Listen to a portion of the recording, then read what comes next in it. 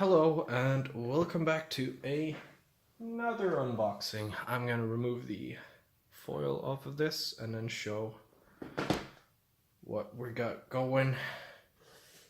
So, this is my last full infantry unit. Oh, I don't know what order you guys are watching these in, but that's where I'm at.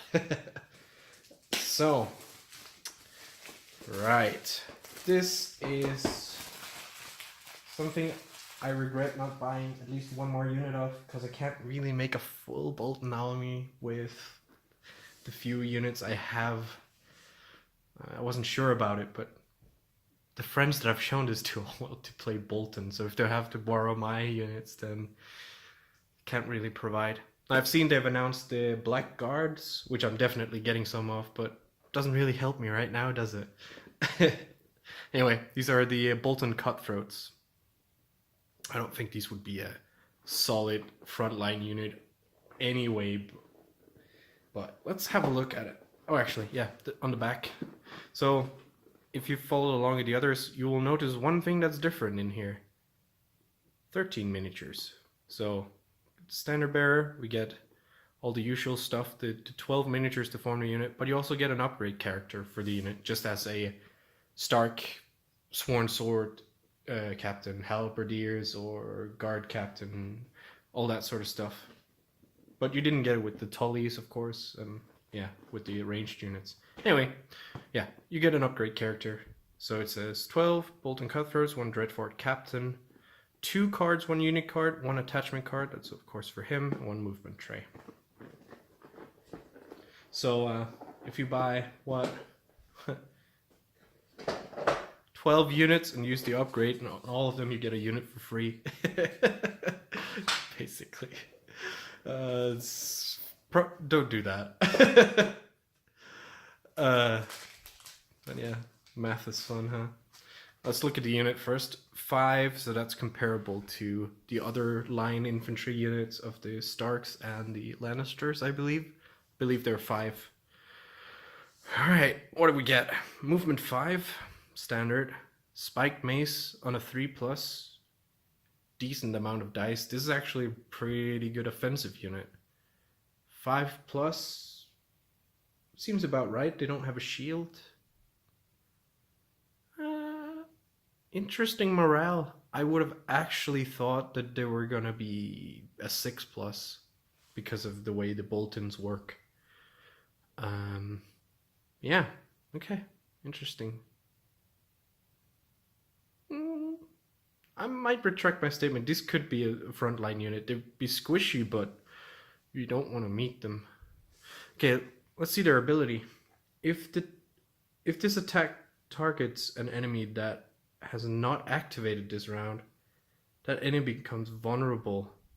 Okay, so that's a condition, which is good. So that incentivizes you to move first and kind of pressures. I mean, having a lot of these kind of pressures your opponent to not grab stuff on the tactics table first when you're sort of engaged, because you don't want to let these guys go first and have the initiative. Anyway, vicious to get that all the time. The other one is just a condition anyway.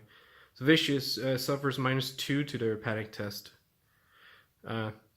Obviously very powerful, and I mean, certainly make it harder. As like, if these go up against Lannister guards, certainly make it a lot harder for them to use their ability, just because of how these guys work. So, but I think against Sworn Swords, I don't know who would come out on top there. You know what, these are just a fine line infantry unit, and I regret not getting at least one more.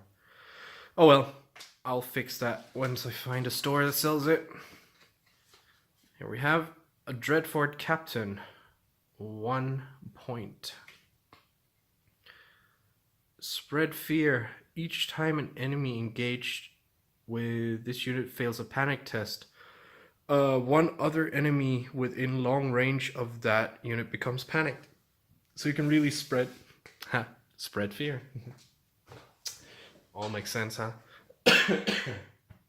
Sorry about that. I should get some water after this unboxing.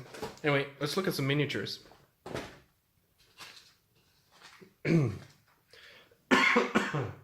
Oh, I'm sorry.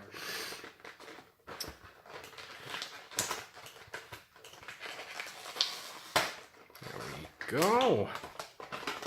Okay, let's start with the banners. So, this is one of the things where you're like, what's that? If you only seen the show, but that's how Bolton banners are kind of described a lot of the time, and it would be pink with red droplets on it, I believe. Not the blue and red and white sort of stuff you see in the show. Although I will be painting mine that way. Yeah, looks kind of thuggish, which I like. Yeah, I guess the armor save makes a lot of sense. It's basically comparable to Stark's Sworn Swords. Yeah.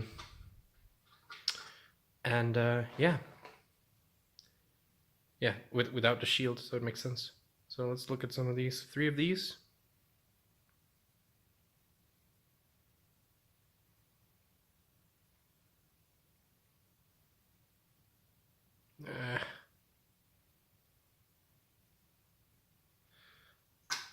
Let's put those on there.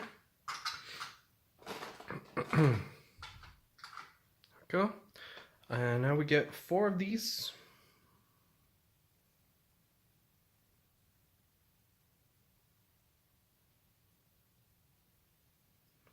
So what's interesting is that the flayed man that they have around their neck, that is the interesting part. They have that around their neck, like as a piece of jewelry, almost like a ornament, like instead of having it embroidered on their thing. Which, I mean, what would that be made out of? That's whatever it is. It's a lot of value to have on you, instead of spending that gold on getting a shield instead. Maybe, I don't know. It seems odd to me. Anyway, 4 of those. It's the same on all of them with the... Well, actually, not this guy. Well, this guy spent it on a on a bit more ring mail instead of having that symbol. 4 of these guys. Focus, damn you. And a way better mace as well. Yeah. So these are the the wise ones. Let's put those in, and then let's look at the captain. Dreadfort Captain. What? Whoopsie daisy. And I think the Dreadfort Captain will go well with any Bolton unit because of that ability. It's just good for that kind of tactic. So he's definitely a bit more heavily armored and has a sword and stuff. This guy will fit in just nicely with the black guards as well.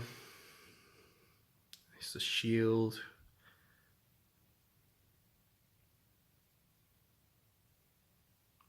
Why didn't I get another unit of these, huh? Oh well. Yeah. I'll get them soon enough. Alright, that's it for this video. I hope you found it useful, and stay tuned for more.